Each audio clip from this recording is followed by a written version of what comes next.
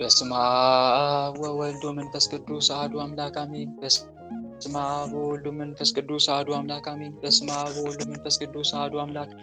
ቅዱስ እግዚአብሔር፣ ቅዱስ ኃያል፣ ቅዱስ ሕያው፣ ቅዱስ ኤልሻዳይ፣ ቅዱስ አዶናይ፣ ቅዱስ ጸባዖት፣ ቅዱስ ያህዌ፣ ቅዱስ ኢየሱስ፣ ቅዱስ ክርስቶስ፣ ቅዱስ አማኑኤል። አቤቱ ሰማይና ምድርን የፈጠርክ ጌታ፣ የሚታየውን የማይታየውን ዓለም የመሰረት ቅድመ ዓለም የነበርክ አሁንም ያለ ዓለምንም አሳልፈ የምትኖር የዓለም አዳኝ የዓለም መድኃኒት መድኃኔዓለም ኢየሱስ ክርስቶስ ሆይ ሳይገባን እንደ ኃጢአታችን እንደ በደላችን ብዛት ሳትመለከተን እንደ ምሕረትህ እንደ ቸርነት ብዛት ተመልክተን ቀኑን ባርከና ቀድሰህልን በያለንበት ቦታ በሰላምና በጤና ውለህ በሰላምና በጤና ለዚህ ሰዓት ያደረስከን በዚህ ሰዓት የሚያሰባሰብከን እናመሰግናለን። ምስጋና ይሁን ለአብ፣ ምስጋና ይሁን ለወልድ፣ ምስጋና ይሁን ለመንፈስ ቅዱስ ዛሬም ዘወትርም ለዘላለሙ አሜን። ምስጋና ይሁን ለአብ፣ ምስጋና ይሁን ለወልድ፣ ምስጋና ይሁን ለመንፈስ ቅዱስ ዛሬም ዘወትርም ለዘላለሙ አሜን። ምስጋና ይሁን ለአብ፣ ምስጋና ይሁን ለወልድ፣ ምስጋና ይሁን ለመንፈስ ቅዱስ ዛሬም ዘወትርም ለዘላለሙ አሜን። አቤቱ አምላካችን ቸሩ መድኃኔዓለም ሆይ እንደ ኃጢአታችን እንደ በደላችን ብዛት ሳትመለከተን እንደ ምሕረትህ እንደ ቸርነት ብዛት ተመልክተን ቀኑን ባርከና ቀድሰ ሰላም አውለህ ለዚህ ሰዓት ያደረስከን በዚህ ሰዓትም ያሰባሰብከን እንዲሁም እንደ ምሕረትህ እንደ ቸርነት ብዛት ስለ ድንግል ማርያም ብለህ ቀሪውን ጊዜያችን እንድትባርክልን ከርኩሳን መናፍስት ከዲያብሎስ ፈተናም እንድጠብቀን ኃይለ አጋንንትን እንድታርቅልን ቅዱስ መንፈስንም እንድታሳድርብን በኃጢአታችን በበደላችን ብዛት ቅዱሱ ገናናው ስምን መጥራት ባይገባንም እንደ ምሕረትህ እንደ ቸርነት ብዛት እንዲህ እያልን ወደ አንተ እንማጸናለን። አባታችን ሆይ በሰማያት የምትኖር ስምህ ይቀደስ፣ መንግሥትህ ትምጣ፣ ፈቃድህ በሰማይ እንደሆነች እንዲሁም በምድር ትሁን። የዕለት እንጀራችንን ስጠን ዛሬ፣ በደላችንንም ይቅር በለን እኛም የበደሉንን ይቅር እንደምንል። አቤቱ ወደ ፈተና አታግባን ከክፉ ሁሉ አድነን እንጂ መንግሥት ያንተ ናትና ኃይል፣ ክብር፣ ምስጋና ለዘላለሙ አሜን። እመቤታችን ቅድስት ድንግል ማርያም ሆይ በመልአኩ በቅዱስ ገብርኤል ሰላምታ ሰላም እንልሻለን። በሐሳብሽ ድንግል ነሽ፣ በሥጋሽም ድንግል ነሽ። የአሸናፊ የልዑል እግዚአብሔር እናት ሆይ ሰላምታ ላንቺ ይገባሻል። ከሴቶች ሁሉ ተለይተሽ አንቺ የተባረክሽ ነሽ፣ የማኅፀንሽም ፍሬ የተባረከ ነው። ጸጋን የተመላሽ ድንግል ሆይ ደስ ይበልሽ። ጸጋን የተመላሽ መመኪያችን ሆይ ደስ ይበልሽ። ጸጋን የተመላሽ አማላጃችን ሆይ ደስ ይበልሽ። ልዑል እግዚአብሔር ከአንቺ ጋር ነውና ከተወደደው ልጅሽ ከጌታችን ከመድኃኒታችን ከኢየሱስ ክርስቶስ ዘንድ ይቅርታንና ምሕረትን ለምኝልን ኃጢአታችንም ያስተሰርይልን ዘንድ ለዘላለሙ አሜን። በስመ አብ ወወልድ ወመንፈስ ቅዱስ አሐዱ አምላክ አሜን። በመላው ዓለም የምትኖሩ የልዑል እግዚአብሔር ቤተሰቦች የተወዳጇ እናታችን የንጽሕተ ንጹሐን የቅድስተ ቅዱሳን የድንግል ማርያም የአስራት ልጆች የእልፍ አእላፋት ቅዱሳን መላእክት፣ ቅዱሳን ነቢያት፣ ቅዱሳን ሐዋርያት፣ ቅዱሳን ጻድቃን ሰማዕታት ወዳጆች በወደደን እስከ ሞትም ድረስ ባፈቀረን በኃያሉ አምላካችን በቸሩ መድኃኔዓለም በኢየሱስ ክርስቶስ ፍጹም ሰላም እንደምን አረፈዳችሁ? እንደምን ቆያችሁ? እንደምን አምላካችን በሰላምና በጤና ለዚህ ሰዓት አደረሰን አደረሳችሁ።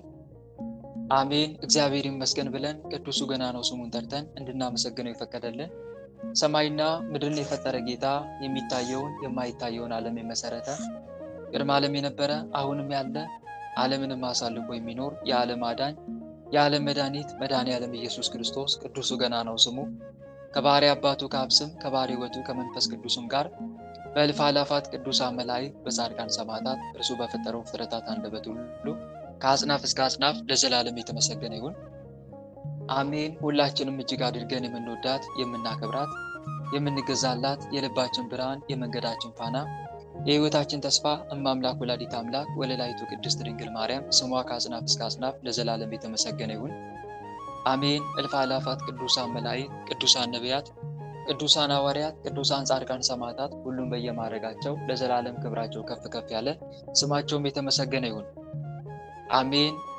እህት ወንድሞች እንኳን ለጌታችን ለመድኃኒታችን ለኢየሱስ ክርስቶስ ወራዊ የመስቀል ክብረ በዓል በዛሬቱ ቀንም በወራዊም ሆነ በዓመታዊ ታስበው ለዋሉ ቅዱሳን በሰላምና በጤና አደረሰን አደረሳችሁ አሜን። በእውነት የጌታችን የመድኃኒታችን የኢየሱስ ክርስቶስ የመስቀሉ ረድኤትና በረከት በዛሬቱ ቀንም ታስበው የዋሉ ቅዱሳን የነ ቅድስት ሶፊያ የነ ቅድስት ደባሞንና የነ ቅድስት ዮና የነ ቅዱስ ዋርስኖፍ በዛሬቱ ቀንም በወራዊም ሆነ በዓመታዊ ታስበው የዋሉ ቅዱሳን ሁሉ ረድኤታቸው በረከታቸው በእኛ ላይ ለዘላለም ይደርብን አሜን። ወንድሞች እንደ እግዚአብሔር መልካም ፈቃድ የዛሬውን መርሐ ግብራችንን ጀምረናል። የዛሬው መርሐ ግብራችን የሚጀምረው ከነገው ስንክሳር የነገውን ስንክሳር በማዳመጥ ይሆናል ማለት ነው።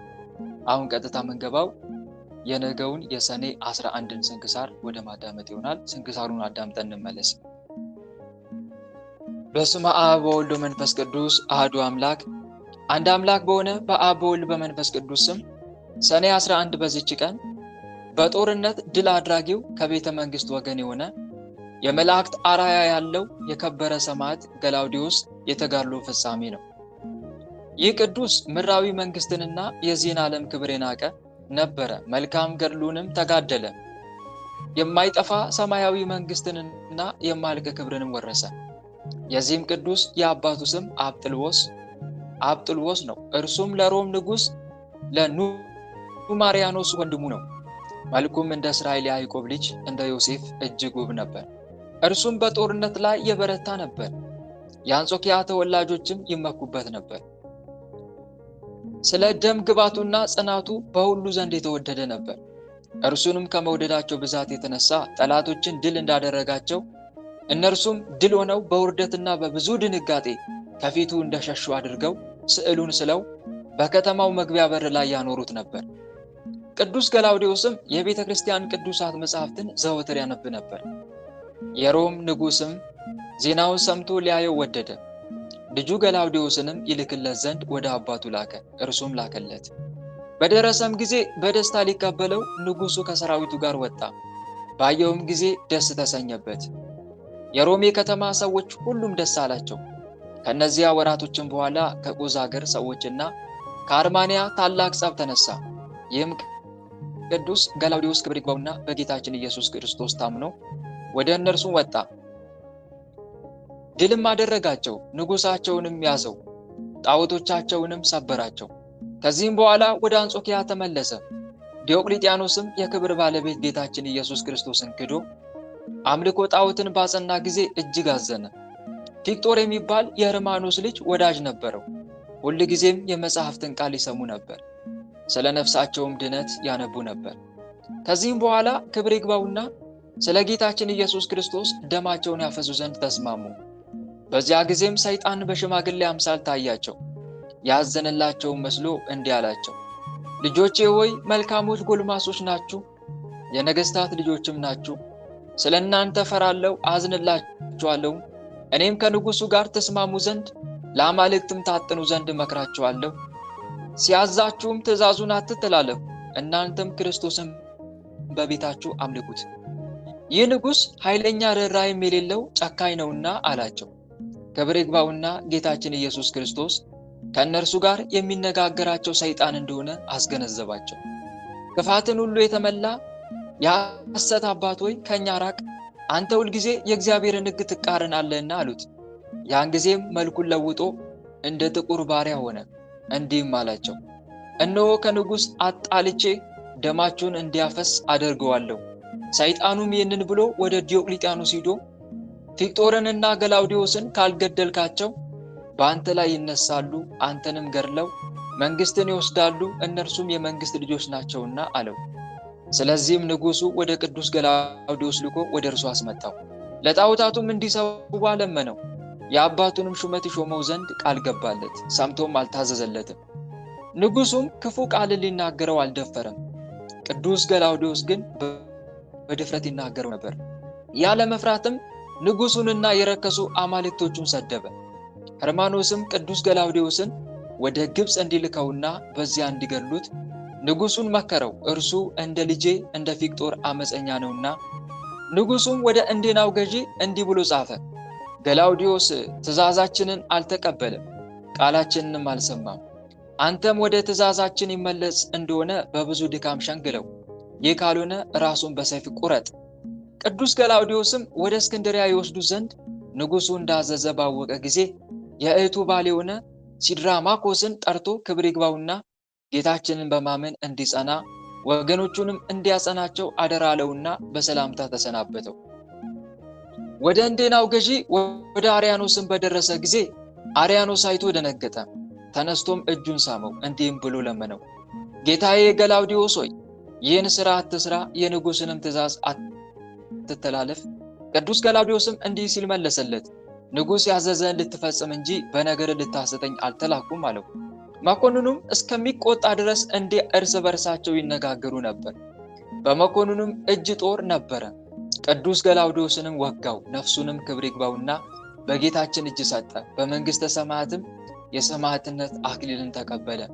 ምዕመናንም መጥተው የቅዱስ ገላውዴዎስን ሥጋ ወሰዱ። በመልካም አገናነዝም ገነዙት። ከቅዱስ ፊቅጦር ሥጋ ጋርም በሳጥን ውስጥ አኖሩት። የስደቱም ዘመን እስከሚፈጸም ጠበቁት።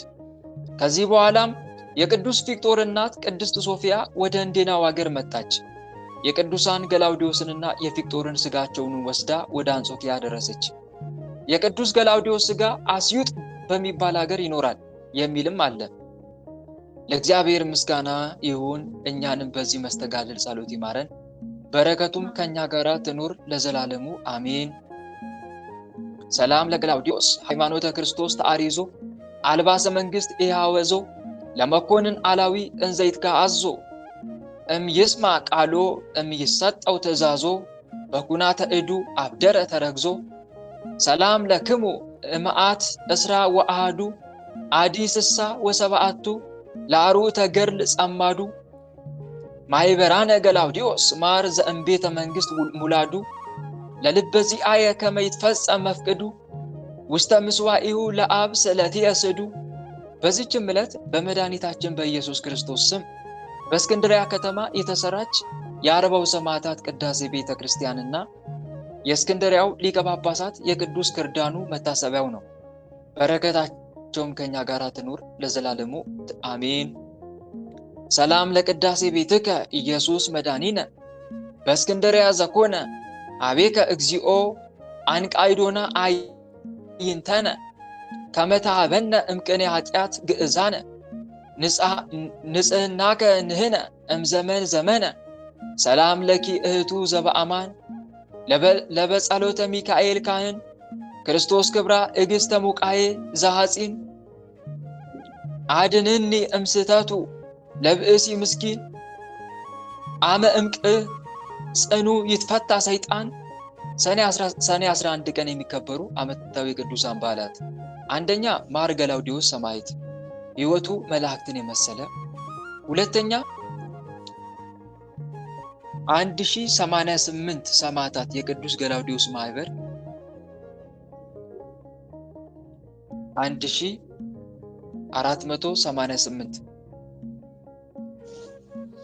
188 ሰማዕታት።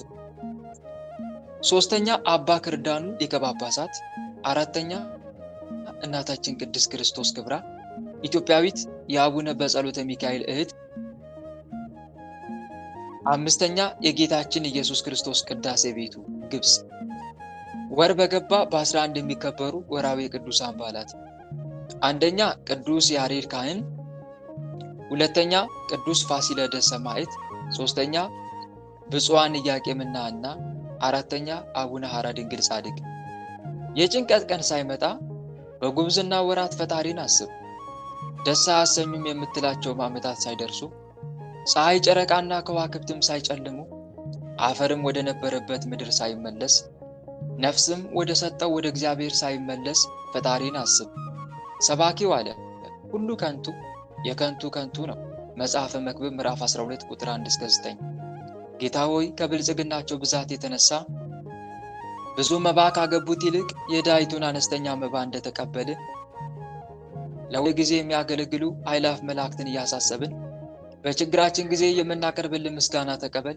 እናንተም ቅዱሳን ነቢያት፣ የወንጌል ሰባኪያን ሐዋርያት፣ ሰማዕታትና ጻድቃን፣ ትጉሃን መላእክት፣ ፍጹማን ደናግል እንዲሁም ደጋጎች መነኮሳት ሆይ ልጅ አዋቂ ሳይለይ የምንሰባሰብበትን ይህንን ጉባኤያችንን ባርኩልን። ይህን መጽሐፍ ወረቀት አዘጋጅቶ ብራና ደምጦ የጻፈውና አጻፈው ከግዕዝ ወደ አማርኛ የተረጎመውን ቃለ ንባቡን በእርጋታ መንፈስና በተመስጦ ሊና ያነበበውን ያዳመጠውን በደለኛን ሁሉ የምታስምር የጌታ እናቱ በማርያም ጸሎት ኢየሱስ ክርስቶስ በአንድነት ይማረን አሜን።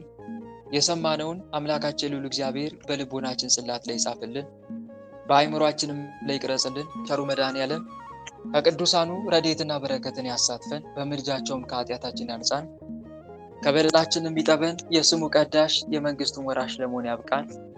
ልባችንንም ለጽድቅ ሥራ ያነሳሳልን፣ ወደ ቀናውና ወደ ምሕረት ጎዳናው የሚምራን ፍጻሜያችንን የሚያሳምርልን አሜን። አባታችን ሆይ በሰማያት የምትኖር ስምህ ይቀደስ፣ መንግሥትህ ትምጣ፣ ፈቃድህ በሰማይ እንደሆነች እንዲሁም በምድር ትሁን። የዕለት እንጀራችንን ስጠን ዛሬ፣ በደላችንንም ይቅር በለን እኛም የበደሉንን ይቅር እንደምንል፣ አቤቱ ወደ ፈተና አታግባን ከክፉ ሁሉ አድነን እንጂ መንግሥት ያንተ ናትና ኃይል፣ ክብር፣ ምስጋና ለዘላለሙ አሜን። እመቤታችን ቅድስት ድንግል ማርያም ሆይ በመልአኩ በቅዱስ ገብርኤል ሰላምታ ሰላም እንልሻለን። በሐሳብሽ ድንግል ነሽ፣ በሥጋሽም ድንግል ነሽ። የአሸናፊ የልዑል እግዚአብሔር እናት ሆይ ሰላምታ ላንቺ ይገባሻል። ከሴቶች ሁሉ ተለይተሽ አንቺ የተባረክሽ ነሽ፣ የማኅፀንሽም ፍሬ የተባረከ ነው።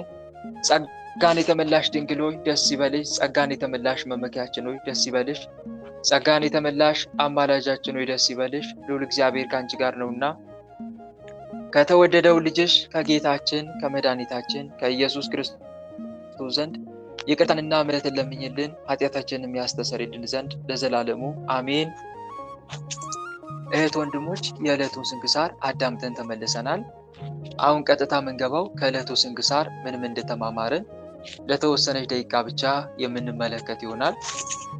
እህት ወንድሞች፣ ቅድም እንደሰማችሁት በሰኔ 11 ቀን ታስበው ከሚውሉ ቅዱሳን መካከል በጦርነት ድል አድራጊው ከቤተ መንግስት ወገን የሆነ የመላእክት አርአያ ያለው የከበረ ሰማዕት ገላውዲዮስ የተጋድሎ ፍጻሜ ነው።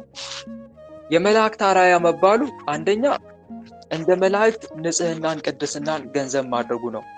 አይገርምም? ወታደር እኮ ነው። ወታደር ሆኖ ግን እንደ መላእክት ንጽህናንና ቅድስናን ገንዘብ ያደረገ ስለሆነ የመላእክት አርአያ ያለው የተባለው። ሁለተኛም ደግሞ ለምንድን ነው የመላእክት አርአያ የተባለው? ባለው ጊዜ ሁሉ አምላኩን ከማመስገን አይወዝንም፣ ወደኋላ አይመለከትም። መላእክት ያለማቋረጥ እግዚአብሔር አምላክን ያመሰግኑታል። ሙሉ 24 ሰዓት አያርፉ መላእክት። ልክ እንደዚሁ ይህም ታላቅ ቅዱስ ከስራው በተጨማሪ ስራውን ከሰራ በኋላ ግዳጁን ከተወጣ በኋላ ስራው ምንድነው? ምስጋና ነው። እግዚአብሔር አምላክን ያመሰግነዋል፣ በጸሎት በስግደት ያመልከዋል። ከዚህ የተነሳ አርአያው የመላእክት ተባለ እና የሰው ልጅ ንጽህናውን ከጠበቀ የአምላኩን ሕግና ትእዛዝ በሚገባ የሚፈጽም ከሆነ መላእክትን የማይመስልበት ምንም ምክንያት የለም። የሰው ልጅ በማመስገኑ ንጽህናን ገንዘብ በማድረጉ መላእክትን ይመስላቸዋል። ልክ እንደዚሁ ደግሞ ስጋዊ ነገርን በመሻቱ ደግሞ እንስሳትን ይመስላቸዋል ማለት ነው። ይህ ቅዱስ የመላእክት አርአያ ያለው እስኪባል ድረስ ፍጹም ተጋዳይ ነበረ ማለት ነው። ስለዚህ ለተጋድሎ ምንም አይነት ስራ ሊከለክለን አይችልም፣ ወይም ደግሞ ምክንያት ሊሆን አይችልም ማለት ነው። ወታደር ሆኖ የመላእክት አርአያ ያለው እስኪባል ድረስ ከደረሰ ማለት ነው ይህ ቅዱስ። ሌላው ይህ ቅዱስ ምድራዊ መንግስትንና የዚህን ዓለም ክብር የናቀ ነበረ። መልካም ገድልንም ተጋደለ። የማይጠፋ ሰማያዊ መንግስትንና የማያልቅ ክብርንም የወረሰ ነው። የዚህ ቅዱስ ቅድም ስንክሳሩ ላይ እንደሰማችሁት የአባቱ ስም አብጥልዎስ የሚባል ነው። ለሮም ንጉስ ለኑማሪያኖስ ወንድሙ ነው። ታዲያ ይህ ቅዱስ መልከ መልካም ነው። መልኩ እንደ እስራኤል ያዕቆብ ልጅ እንደ ዮሴፍ እጅግ ውብ ነበር ይላል። በነገራችን ላይ የያዕቆብ ልጅ ዮሴፍ እጅግ በጣም መልከ መልካም ነበረ። ከመልኩም ከማማሩም ከደምግባቱም የተነሳ ነው የጲጢፋራ ሚስት ከሱ ጋር ለመገናኘት የተመኘችው። ይሄ ቅዱስ መልከ መልካም ብቻ አይደለም፣ በጦርነት ላይም ኃያል ነበረ። እጅግ በጣም ተዋጊ ነበረ። እጅግ በጣም ኃያልና ተዋጊ ከመሆኑም የተነሳ ልክ እንደነ ሊቀ ሰራዊት ቅዱስ ቴዎድሮስ ማለት ነው። በነገራችን ላይ በንጉስ ኑማሪያኖስ ጊዜ በጣም ኃያላን የተባሉ ወታደሮች ነበሩ። ኃያልነትን ከክርስትና ከእምነት ጋር አስተባብረው ያዙ። ለምሳሌ ያክል ሊቀ ሰራዊት ቅዱስ ቴዎድሮስ፣ ቅዱስ ገላውዲዮስ፣ ቅዱስ ፊቅጦር፣ ቴዎድሮስ በናርሌዎስ። ማን ነበር ደግሞ አንዱ ድርሳነ ሚካኤል የተጻፈው? ፋሲለደስ፣ ቅዱስ ፋሲለደስ። ሌላው ደግሞ አንዱ ዮስጦስ። እነኚህ በጣም የሚገርሙ እጅግ ኃያላን ነበሩ። ኃያላን ሰማዕታት ናቸው። በተለይ ከፋርሳውያን ጋር ሲዋጉ ድል ሳይነሱ አይመለሱም። እስከ ጥግ ድረስ አሸንፈው ነው የሚመጡት። እነሱ በሄዱበት ቦታ ሁሉ ሁሌም ድል አለ። ድል ሳይቀዳጁ ሮምን ሳያኮሯት አይመለሱም። እነ ቴዎድሮስ በናርሌዎስ፣ ቴዎድሮስ ሊቀ ሰራዊት ሳይሆን ቴዎድሮስ በናርሌዎስ የሚባል አለ። ዮስጦስ፣ ገላውዲዮስ፣ ፊቅጦር እነኚህ በጣም እጅግ በጣም ኃያላን ነበሩ። ታዲያ እነኚህ የሚመራቸው ማን ነው? ፋሲለደስ የሚባል ነበር። ፋሲለደስ የጦር አዛዥ ነው። ኑማሪያኖስ የሚባል ደግሞ የሮም ንጉስ ነው፣ ክርስቲያናዊ ንጉስ ነው። እሱ የሞተው በጦርነት ነው። ኑማሪያኖስ እየተዋጋ እያለ በጦርነት ሞተ። እነኚህ እነ ቴዎድሮስ በናርሌዎስ፣ እነ ቅዱስ ዮስጦስ፣ እነ ፊቅጦር፣ እነ ገላውዲዮስ ደግሞ በሌላ ቦታ ይዋጉ ነበረ። በዚህ መሃል ላይ ነበረ በጣም ያበላሹት። ሮምን ያጠፏት የኑማሪያኖስ ሴት ልጆች ናቸው። የኑማሪያኖስ ሴት ልጆች እነኚህ ሁለት ሴት ልጆች እኔ በጣም ይገርመኛል። ልጆቻችን ላይ ስራ እንስራት ወንድሞች። ልጅ ቤተሰብንም ያኮራል፣ ቤተሰብንም ደግሞ ያሰድባል። አይደለም እንዴ ወንድሞች? ተሳሳትኩ? ባለጌ ልጅ ከሆነ ቤተሰብን ያሰድባል። በጣም መልካም ልጅ ከሆነ በምግባር በትሩፋት ያደገ ልጅ ከሆነ ደግሞ ቤተሰብን ምን ያስደርጋል? ንገሩኝ። ያስመሰግናል አይደለም? ያስመሰግናል። እና እነኚህ የኑማሪያኖስ ሴት ልጆች ናቸው በጣም ያበላሹት። ሮምን ያጠፏት ክርስቲያናዊ መንግስት እኮ ነበረች። ሮምን ያጠፏት እነኚህ የኑማሪያኖስ ሴት ልጆች ናቸው ሁለቱ። እንዴት? አንደኛ ታላቂቱ ዲዮቅልጥያኖስን ሲዘፍን አየችው፣ በዝሙታዊ አይን ወደደችው። በትክክለኛ መንገድ እኮ አይደለም ያገባችው፣ በዝሙት ነው ያገባችው። ፈረሶችን ያዘፍን ነበረ ዋሽንት እየነፋላቸው። ዋሽንት ሲነፋላቸው ፈረሶቹ ይዘፍኑ ያሽኳኩ ነበረ። ሰይጣን አድሮባቸው ፈረሶቹ ላይ ማለት ነው። አየችና ሲዘፍን አየችና ወደደችው። ከዛ ጠራችው፣ ከእርሱ ጋር ሩካቤ ስጋ ፈጸመች፣ አገባቸው፣ አነገሰችው። ዲዮቅልጥያኖስን ማለት ነው። ታናሽየዋም ተመለከተች፣ በእህቷ ቀናች። አሃ ማን ከማን ያነሳል? እህቴ የፈለገችውን አግብታ ካነገሰች እኔም የወደድኩትን አግብቻ አላነግስም እንዲህ አለችና ቶሎ ብላ መክስሚያኖስ የሚባለውን አመጣችና እሷም አግብታ አነገሰችው። ይህ በጣም የሚያሳዝን አህዛብ አግብታ ማለት ነው። ተመልከቱ፣ ክርስቲያን ሳይሆን አህዛብ አግብታ። ሁለቱም ተፎካክረው አህዛብ አገቡ፣ በዝሙት አይን ተመልክተው ማለት ነው። ያደረኩት ያለው ነገር እግዚአብሔር ይፈቅዳል አይፈቅድም ብለው እኮ አላሰቡም። ይሄን ያደረገው ደግሞ ሰይጣን ነው። እነሱ ላይ ገባባቸው። እነሱ ላይ ከገባባቸው በኋላ በዝሙት በጣም አቅበዘበዛቸው። በዝሙት እነኝን ሁለቱን ዲዮቅልጥያኖስና መክስሚያኖስን እንዲያገቡ አደረጋቸው። ሰይጣን እንዴት ኃይል አገኘ እነሱ ላይ? ምክንያቱም የአምልኮ ህይወታቸው ላይ ደከም የሚሉ ናቸው ሴቶቹ ማለት ነው። በአምልኮ ህይወት ላይ ደከም ያሉ ስለሆነ ይህ የስግደት ህይወት፣ የጸሎት ህይወት የለም። ዘፈን ወዳዶች ናቸው። ምን ወዳዶች ናቸው? የሰማችሁን አይደል? ማይካችሁን ዝጉ፣ አንዳንድ ጫጫታ ይሰማኛል። ምን ወዳዶች ናቸው? ዘፈን ወዳዶች። ዘፈን ባለበት ቦታ እስክታ መደነስ ይወዳሉ፣ መጨፈር ይወዳሉ። ይሄ ደግሞ ለዲያብሎስ ክፍተት ይሰጠዋል። ታስታውሱ እንደሆነ መጽሐፈ የኢዮብ መንፈሳዊ ፊልም ላይ አላያችሁ? ሰይጣን የቀረበው ምን ሲሆን ነው? እስቲ ንገሩኝ። ምን ሲደረግ ነበረ እነ ኢዮብ ጋር የቀረበው? በሩቅ ሆኖ ሲያያቸው ሲከታተላቸው የነበረው ያሳያል እኮ መንፈሳዊ ፊልም ላይ። ቶፋር የሚባለው የኢዮብ ባሪያ ምን ሲያደርግ ነበረ? ሲጨፍር ነበር አይደል? ትምህርት እኮ ነው በእውነት። መንፈሳዊ ፊልሙ በጣም ትምህርት ያስተምራል። ከዘፈን መራቅ እንዳለብን እኮ እያስተማረን ነው። ዘፈን ባለበት ቦታ ሰይጣን አለ ማለት እኮ ነው መንፈሳዊ ፊልሙ።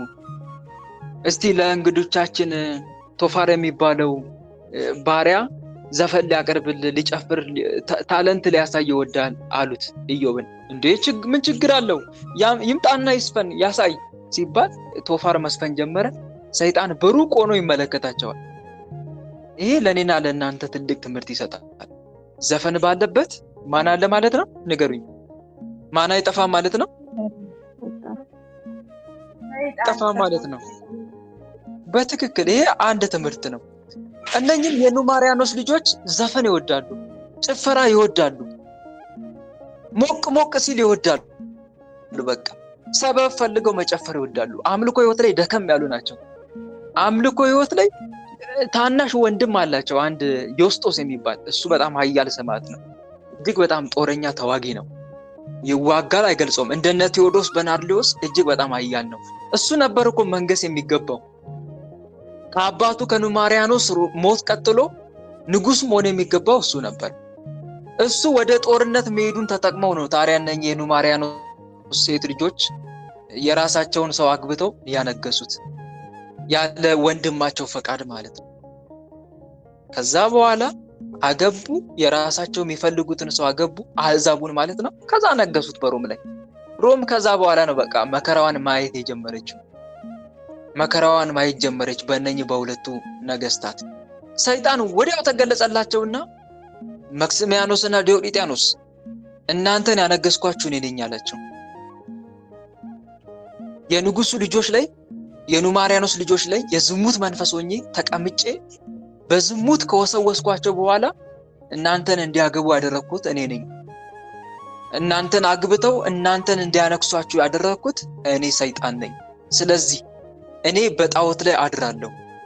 በጣዖት ላይ አድሬ ዓለምን በሙሉ ማስመለክ ፈልጋለሁ። እናንተ ለጣዖታቱ አልንበረከክም የሚሉትን አንገታቸውን በሉልኝ። ልዩ ልዩ በሆነ አይነት ስቃይ እያሰቃያችሁ፣ ብትፈልጉ ሰዓት ውስጥ እየጨመራችሁ፣ ብትፈልጉ በባዶ እግር ፍም ላይ ያራመዳችሁ፣ ብትፈልጉ አንድ በአንድ ቆዳቸውን እየገፈፋችሁ ክርስቲያኖችን ጣዖት አስመልኩልኝ፣ እኔ መንግስታችሁን አጸናለሁ አላቸው። ከዛ ወርቀው ተገዙለት፣ ሰገዱለት እነኚህ መክሲሚያኖስና ዲዮቅልጥያኖስ የሚባሉ። ከዛ ክርስቲያን ላይ እህት ወንድሞች ማምላክ ያልተሰነዘረባቸው ዱላ የለም። ከዛ በኋላ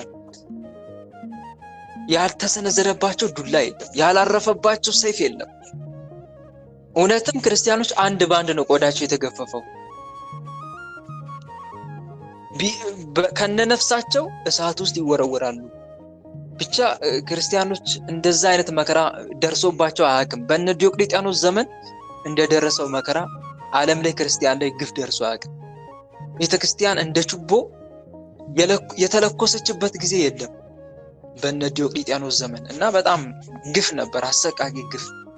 ይሄ ሁሉ የመጣው በማን መዘዝ ነው? ንገሩኝ። ቅድም ያልኳችሁ እንዳትረሱ። በማን ምክንያት ነው? በእነማን ምክንያት ነው?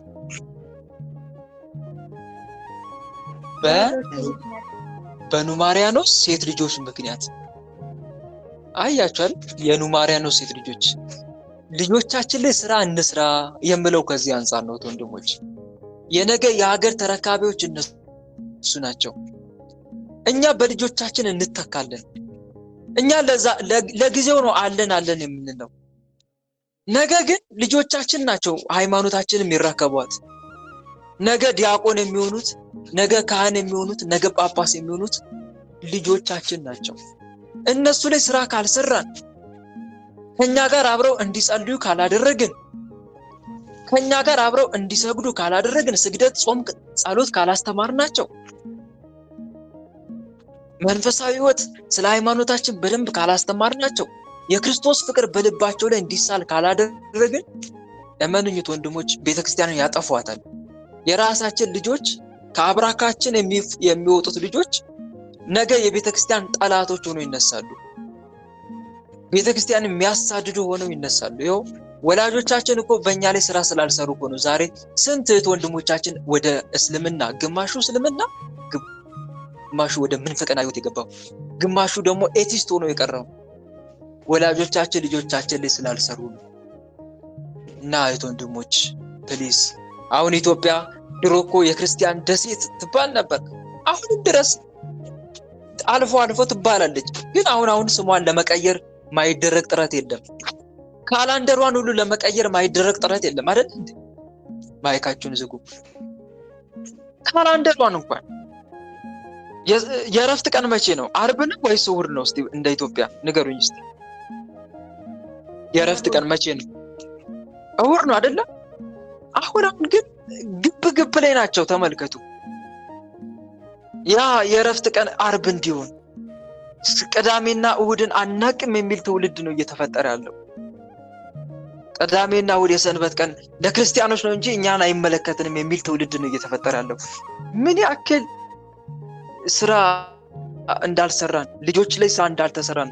እነኚህ ልጆች እኮ ከየትም የወጡ አይደለም፣ ከክርስቲያኑ አብራክ የወጡ ልጆች ናቸው እኮ ዛሬ ሰልመው፣ ዛሬ መናፍቅ ሆነው ቤተክርስቲያንን የሚወጓት፣ ዛሬ ቅዱሳን የት እናውቃለን የሚሉት እኮ አቡነ ተክለ ሃይማኖት እያሉ በአቡነ ተክለ ሃይማኖት ላይ የሚያሾፉት እኮ ከማንም የወጡ አይደለም፣ ከኛው አብራክ የወጡ ናቸው እኮ። ባክግራውንዳቸው ቢጠና አባታቸው መነኩሴ ነው፣ አባታቸው ወይ ቄስ ነው፣ እናታቸው ወይ መነኩሲት ናት፣ ልጃቸው ግን ፓስተር ነው፣ ወይ ልጃቸው ደግሞ ሼኪ ነው።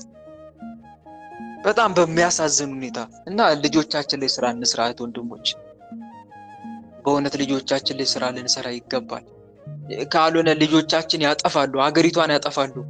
ዛሬም እናት ኢትዮጵያ ነገ መንምና፣ ዛሬም እናት ሃይማኖታችን ሰፍታ ያየናት ሃይማኖታችን ነገ በገዛ ሀገሯ ተሸማቃ ነጠላ መልበስ ሁሉ እስከምንሸማቀቅ ድረስ የምንደርስበት ጊዜ ይመጣ ይሆናል። አናውቅም። በማይክ መቀደስ፣ በማይክራፎን መቀደስ የምንከለከልበት ጊዜ ይመጣ ይሆናል። አናውቅም። ምክንያቱም እነኚህ ልጆች ነገ ወይ መንግስት ሊሆኑ ይችላሉ፣ ነገ ቄስ ዲያቆን የሚሆኑ ናቸው። እኛ ያላስተማርናቸውን የሃይማኖት የአምልኮ ህይወት፣ መንፈሳዊ የአምልኮ ህይወት ከየት ያመጡታል? ከየትም ሊያመጡት አይችሉም። እና ፕሊስ እህቶቼ፣ ወንድሞቼ ልጆቻችን ላይ ስራ እንስራ። ደጋግሜ ነው የምነግረው። አሁንም ነገም አወራለሁ፣ የሚቀጥለውም ቀን አወራለሁ፣ ዛሬም እያወራው ነው። ልጆቻችን ላይ ስራ እንስራ።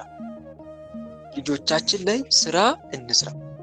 የኑማሪያኖስ ሴት ልጆች ናቸው ሮምን ያጠፏት። ተመልከቱ። ዲዮቅልጥያኖስን ያነገሱት፣ መክስሚያኖስን ያነገሷቸው። እና አንድ የምንማረው ትምህርት ይሄ ነው። ከዛ በኋላ ተመልከቱ። አሁን ወደ ገላውዲዮስ ታሪክ ልምጣላችሁ። በነገው ቀን ያረፈው ማለት ነው፣ በሰኔ 11 ቀን ያረፈው ገላውዲዮስ ጓደኛ አለው። ፊቅጦር። ታዲያ እነኚህ ሁለቱ እጅግ በጣም ኃያላን ናቸው። ገላውዲዮስን ከመውደዳቸው የተነሳ ሮማውያን ምን ያደርጉ ነበረ? ስዕሉን ስለው በአደባባይ ያደምቁት ነበረ፣ ጠላቶቹ እንደሸሹ አድርገው። ምክንያቱም እጅግ በጣም ኃያል ነው።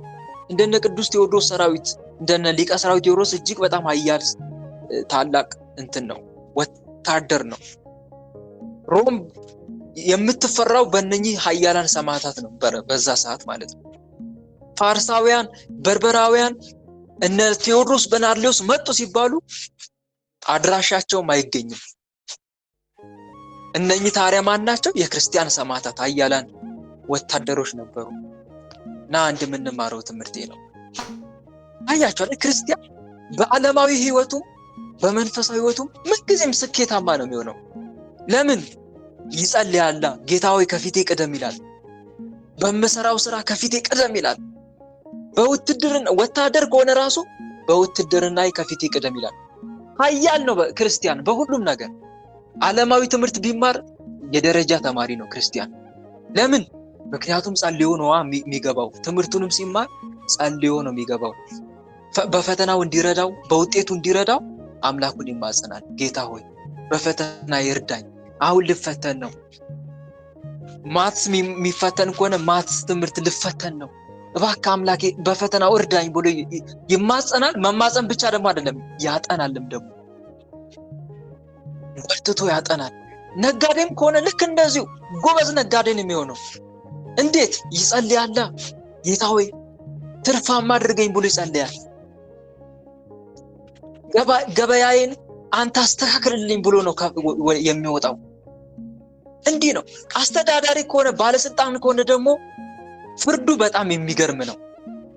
ሰዎችን ደንበኞችን ሁሉ ሲቀበል እሱ ጋር ለመተዳደር የሚመጡ ወይም ደግሞ ፍርድ እንዲፈርድላቸው የሚመጡ ሰዎች በጣም ረክተው ነው የሚመጡት በአገልግሎቱ። ረክተው። ምክንያቱም ቅን ነው፣ ሁሉንም በእኩል አይን ነው የሚመለከተው ክርስቲያን። ምክንያቱም ማንን ያስቀድማል? አምላኩን ስለሚያስቀድም። ጉቦ አጥብቆ የሚጠላ ነው ክርስቲያን ማለት፣ ጉቦን አጥብቆ ይጠላል። ይሄን ነገር አምላክ አይወደውም ይላል። የማንን ፊልም ነበረ ባለፈው የተመለከቱ ካለሁት? የማንን መንፈሳዊ ፊልም? እንዴት ይገርማል ታማኝነቱ። ማን ነበረ? አባ እንድርያስ መንፈሳዊ ፊልም አይደለም። የሆነ መንፈሳዊ ፊልም በቅርብ እያየው ነበረ። እንደውም ሊቀ ጳጳስ ሆኖ ነበረ። እስቲ ንገሩኝ፣ አስታውሱኝ። የሆነ ጫፍ ላይ አካባቢ ያየሁት መንፈሳዊ ፊልም ነበረ።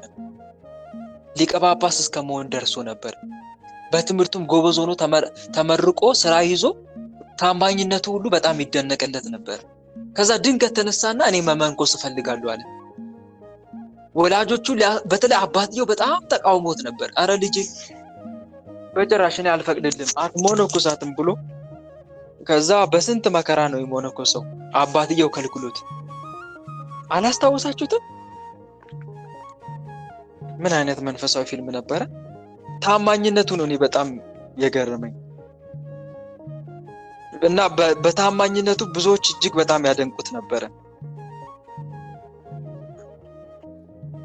እስቲ ሳስታውሰው ወይም ደግሞ በኋላ ከትምህርት በኋላ ለቀላቸዋለሁ። አባ ኖፊር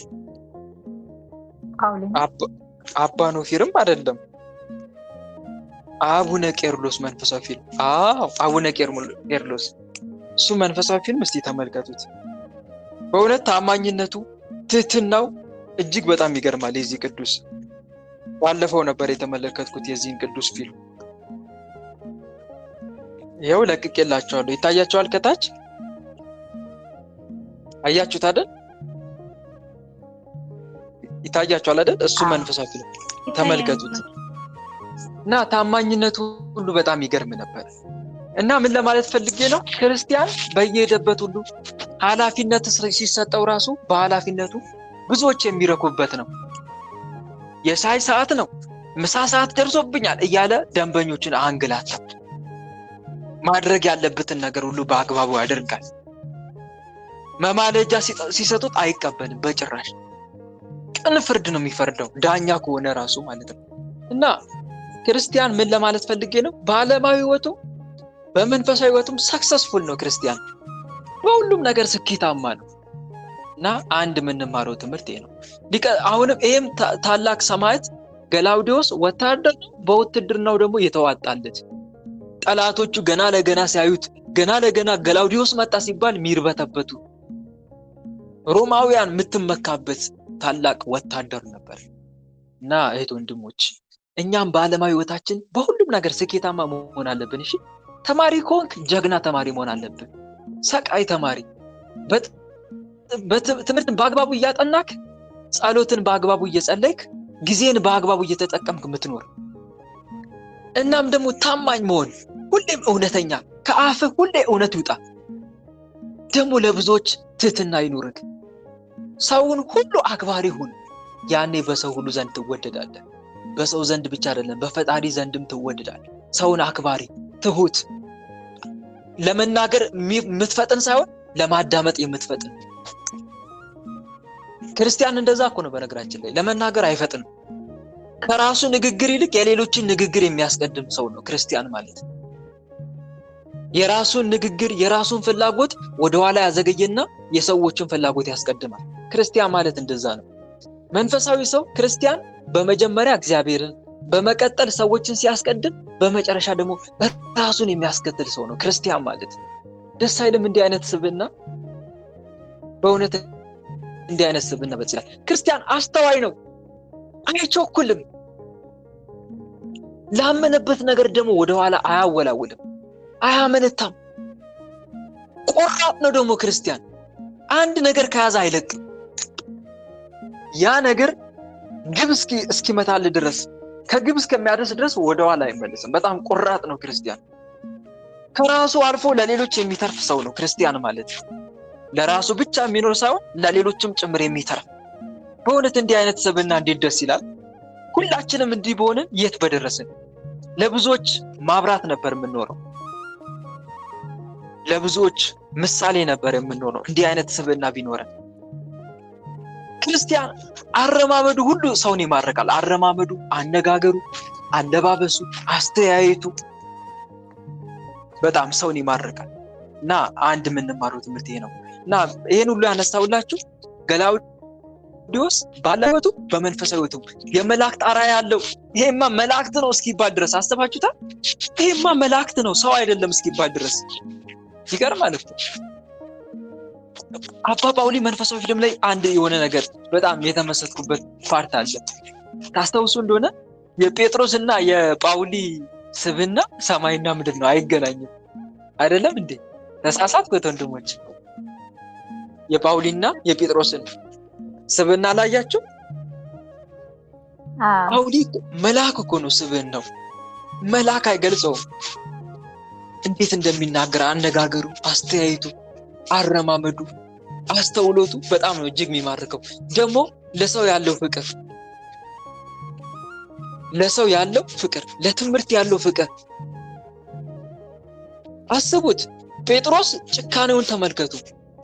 ሰራተኞችን እንዴት እንደሚጨቁናቸው ታመው እንኳን ደሞዙን እቆርጣለሁ እያለ የሚያስፈራራ ጨካኝ ሰው ነበር።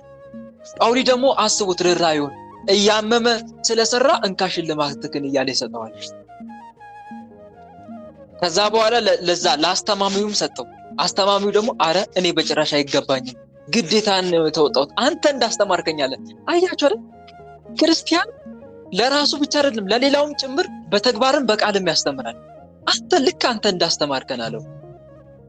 እርስ በርስ መዋደድ አለብን አለው። ሐኪሙ አሁን ይዤ እመጣለሁ ብሎ ሲወጣ ምን ነበር የተባባሉት? እስቲ ስለ ጳውሊ እርስ በርስ ንገሩኝ እስቲ ምን ነበር የተባባሉት? አታስታውሱ? ጴጥሮስም እንደ ጳውሊ ቢሆን አሉ በርሳቸው። ሁሉም ሰው እንደ ጳውሊ ቢሆን አገራችን የት በደረሰች ነበር አልተባባሉ? የጳውሊ ስብዕና ደምቋቸው እና ተመልከቱ። ክርስቲያን በሁለመናው እጅግ ይወደዳል። በቃ ካጠገባቸው ዞር ባለ ቁጥር ሰው ሁሉ ስለ ጳውሊ ነው የሚያወራው። ስብዕናው በጣም ይደንቃቸዋል። ልክ እንደዚሁ መንገድ ላይ ራሱ አግኝቷቸው ሰላም ሲላቸው እንዴት ጥሩ ሰው መሰለክ፣ እንኳንም እንደ ጴጥሮስ አልሆነ እየተባባሉ ሊነጋገሩ ነበር። እና ይኸውላችሁ ክርስቲያን ሁለመናው ሰውን ይማርካል፣ ትህትናው ይማርካል፣ ሰውን አክባሪ ነው፣ ለሰው ሁሉ የሚራራ ነው። መንፈሳዊ ሰው የሚል የአባ ሽኖዳ መንፈሳዊ ፊልም ተመልከቱ። የክርስቲያን ማንነቱን እዛ የአባ ሽኖዳ መንፈሳዊ ፊልም ነው መንፈሳዊ ሰው የሚል መጽሐፍን ብታነቡት ይገባቸዋል። እንደዛ አይነት ሰው ለመሆን ተለማመዱ እህት ወንድሞች። በየቀኑ እንደ አንድ ክርስቲያን ምን ማድረግ ይጠበቅበታል? እኔስ እንደ አንድ ክርስቲያን ምን ማድረግ ይጠበቅብኛል? መጸለይ መስገድ ብቻ እኮ አይደለም። ክርስቲያናዊ ስብዕና ማለት መጸለይ መስገድ ብቻ አይደለም። ትህትናንም ገንዘብ ማድረግ፣ ፍቅርን ገንዘብ ማድረግ፣ እነኚህ ነገሮች ሁሉ ከስብዕና አንጻር የምናስተካክላቸው ነገሮች አሉ። አንዳንዱ እኮ እየጸለየ እየሰገደ እኮ ጭራሽ የክርስትና ስብዕና የሌለው ሰው አለ። አነጋገሩ ቁጡ ይለዋል፣ ይቆጣል፣ ግልፍተኛ ነው፣ ይናደዳል፣ ይጮሃል፣ ይበሳጫል፣ ትዕቢተኛ ነው፣ ከኔ በላይ ለሐሳር የሚል ሰው ነው። እንደዚህ አይነት ሰው ክርስቲያን ነው ብሎ ማለት በጣም ይከብዳል። ስለሚሰግድ ስለሚጸልይ ብቻ ስለሚያስቀድስ ስለሚቆርብ ብቻ ክርስቲያን ነው ብሎ ለመደምደም በጣም ነው የሚከብደው። ምክንያቱም ምንም እንኳን ቢጾም ቢጸልይ ቢሰግድ ትህትና የለው፣ ትዕቢተኛ ነው፣ ፍቅር የለው፣ ሰውን አያዳምጥም፣ ይበሳጫል፣ ይናደዳል፣ ስሜታዊ ነው። ይሄ በጣም ከባድ ነው ወንድሞች። ስለዚህ ነገር አቡነ ሽኖዳ እንዲህ ብለው ተናግሯል በመጽሐፋቸው። ሕይወቱ በትና ያልገነባ ሰው የጨበጣቸው የቅድስና ስራዎች ቢኖር ለከንቱ ክብርና ኩራት ምግብ ሆነው እንደሚቀርቡ ናቸው ይላሉ አቡነ ሽኖዳ። በረከታቸው ይደርብንና እንደዛ ብለው ተናግረዋል። ሕይወቱ በትህትና ላይ ያልገነባ ሰው የጨበጣቸው የቅድስና ስራዎች በሙሉ ለከንቱ ክብርና ኩራት ምግብ ሆነው የሚቀርቡ ናቸው ይላሉ። እውነት ነው። እግዚአብሔር ደግሞ ከሚወደው ከጾም ከጸሎት ከስግደት በላይ እጅግ አብዝቶ የሚወዳቸው ነገሮች ምንድናቸው ብትሉኝ ትህትና፣ ትዕግስት፣ መልካምነት፣ ፍቅር እነኚህን እጅግ አብዝቶ ይወዳቸዋል። ያለ እነኚህ ጾም፣ ጸሎት፣ ስግደት ሚኒንግለስ እና እነኚህ ነገሮች አጥብቀን ልንይዛቸው ይገባል ማለት ነው። ከቴዎድሮስ ስብዕናው አንዱ የምንማረው ይሄ ነው። ሌላው ይገርማቸዋል። እኔ በጣም በቴዎድሮስ ደግሞ የደነቀኝ እንደዛ ተዋግቶ ሲመለስ ዲዮቅሊጥያኖስ የሚባለው ኑማሪያኖስ ሞቶ ዲዮቅሊጥያኖስ ነክሶ ጠበቀው። ከዛ በኋላ ትጥቁን ፈታ። በጭራሽ በነገራችን ላይ እንዲህ እንዲያደርጉ የመከራቸው ማን ነው? ፋሲለደስ የሚባለው የጦር አዛዥ ነው። ይሄ ነገር ከእግዚአብሔር ፈቃድ ነው፣ ሰይጣን ስላነሳሳ ብቻ ሳይሆን ከእግዚአብሔር ፈቃድም ጭምር ነው። እግዚአብሔር አምላክ ብዙዎችን በሰማዕትነት ሊወስዳቸው ስለፈለገ ነው። ምክንያት ነው። የዲዮቅሊጥያኖስ መሾም ለብዙዎች በሰማዕትነት እንዲያልፉ የእግዚአብሔር ምክንያት ነው፣ የእግዚአብሔር ፈቃድ ነው ብሎ ነገራቸው። ስለዚህ እናንተም ምንም እንኳን ኃይል ቢኖራችሁ ዲዮቅሊጥያኖስን አትቃወሙት፣ እጅ ስጡና ባጭሩ በሰማዕትነት ለፉ፣ ስቃይን ምረጡ አላቸው። እሺ ብለው ሁሉም ዲዮቅሊጥያኖስን እኮ ማባረር ይችሉ ነበር፣ ኃያላን ናቸው። እነሱ ብቻቸውን ተዋክተው ዲዮቅሊጥያኖስን ከዙፋኑ ማዋረድ፣ ዲዮቅሊጥያኖስና መክሲሚያኖስን ማባረር ይችሉ ነበር። ነገር ግን በፋሲለደስ ምክር ኃይል ያላቸው ሰማዕትነት ምትወስድ አሰቃያቸው፣ አይገልጸውም። እንደውም እነኚህን ሁለቱን የነገስታት ልጆች ስለሆኑ አንደኛውን ወደ ሌላ አደረጋቸው፣ በዛ አስገደላቸው። ለምን? ህዝቡ ሁሉ እንዳይነሱበት ፈርቶ ነው። ገላውዴዎስን ሲያሰቃየው ህዝቡ ሁሉ ቢያይ ይነሱበታል። እንዴ ገላውዴዎስን ከስንት ጠላቶቻችን ያዳነንን ወታደር፣ ጀግና ወታደር ታሰቃየብናለህ ብለው ዲዮቅሊጥያኖስ ላይ እንደሚነሱበት ስለሚያውቅ አውቆ በሲስተም ወደ ግብጽ ሀገር ላከው። ከዛ በዛ በሰማዕትነት እንዲያልፍ አደረገው ማለት ነው። እና ይሄን ይመስላል። ግን እዚህ ጋር የምንማረው ነገር እህት ወንድሞች፣ ምንም እንኳን በብዙዎች ዘንድ የከበረ ቢሆንም ለክብሩ አልተጨነቀም። በአምላኩ ሲመጡበት፣ በሃይማኖቱ መጡበታ፣ አይ መስመር ታለፈ። ክርስቲያን አያችሁ አይደል? ከሃይማኖቱ የሚያስበልጠው ምንም ነገር የለውም። ክርስቲያን በሃይማኖቱ ከጡበት አንገቱን ለሰይፍ ማይሰጥበት ምንም ምክንያት የለም። የቀረው ይቀራል፣ ሀብቱ ይቀራል፣ ትዳሩ ይበተናል እንጂ በጭራሽ በሃይማኖቱ አይደረደርም። ክርስቲያን ቤተሰቡን ከፈለገ ያጣል። በቃ አለኝ የሚለው ነገር ምን ቤተሰቡን፣ ምን ወንድሙን፣ ህይወቱን ያጣል እንጂ በጭራሽ በሃይማኖቱ አይደረደርም። ክርስቲያን ከቅዱስ ገላውዴዎስ የምንማረው አንዱ ይሄ ነው። ምንም እንኳን በሮማውያን በዓለም ዘንድ እጅግ የተፈራ የተከበረ የተወደደ ቢሆንም በሃይማኖቱ ግን ወደኋላ አላለም። ለሃይማኖቱ አንገቱን ሰጠ። እኛም እህት ወንድሞች እስከ መጨረሻው ድረስ ከቅዱስ ገላውዴዎስ ተምረን በሃይማኖታችን እስከ መጨረሻው መጽናት እንዳለብን ነው። ቸሩ መድኃኔዓለም እስከ መጨረሻው የሚጸና እርሱ ይድናል ይላል። እስከ መጨረሻው የሚጸና እርሱ ይድናል። ወደኔ የሚመጣ ቢኖር አባቱን፣ እናቱን፣ ሚስቱን፣ ልጆቹን፣ ወንድሞቹን የራሱን ህይወት እንኳን ሳይቀር ባይጠላ ማለትም ከቤተሰቡ በላይ እኔም ባስቀድም ለኔ ሊሆን አይገባውም ብሏል ክርስቶስ። እና እሱን ልናስቀድም ይገባል ማለት ነው። አንድ የምንማረው ትምህርት ይሄ ነው። በእውነት በዚህ መልኩ ያስተማረን፣ የመከረን፣ የገሰጸን አምላካችን ልዑል እግዚአብሔር በእውነት ስሙ ከአጽናፍ እስከ አጽናፍ ለዘላለም የተመሰገነ ይሁን። የሊቀ ሰማዕታት የታላቁ ሰማዕት የቅዱስ ገላውዴዎስና የታላቁ ሰማዕት የቅዱስ ቪክቶር ረድኤታቸው በረከታቸው በእኛ ላይ ለዘላለም ይደርብን። እንደነ ቅዱስ ቪክቶር እንደነ ቅዱስ ገላውዴዎስ በሁሉም ነገር ስኬታማ አምላካችን ልዑል እግዚአብሔር ያድርገን። በሃይማኖታችን ጸንተን የስሙ ቀዳሽ የመንግስቱ ወራሽ ለመሆን ያብቃን። አሜን። ወስብሐት ለእግዚአብሔር ወለወላዲቱ ድንግል ወለመስቀሉ ክቡር። ይቆያል።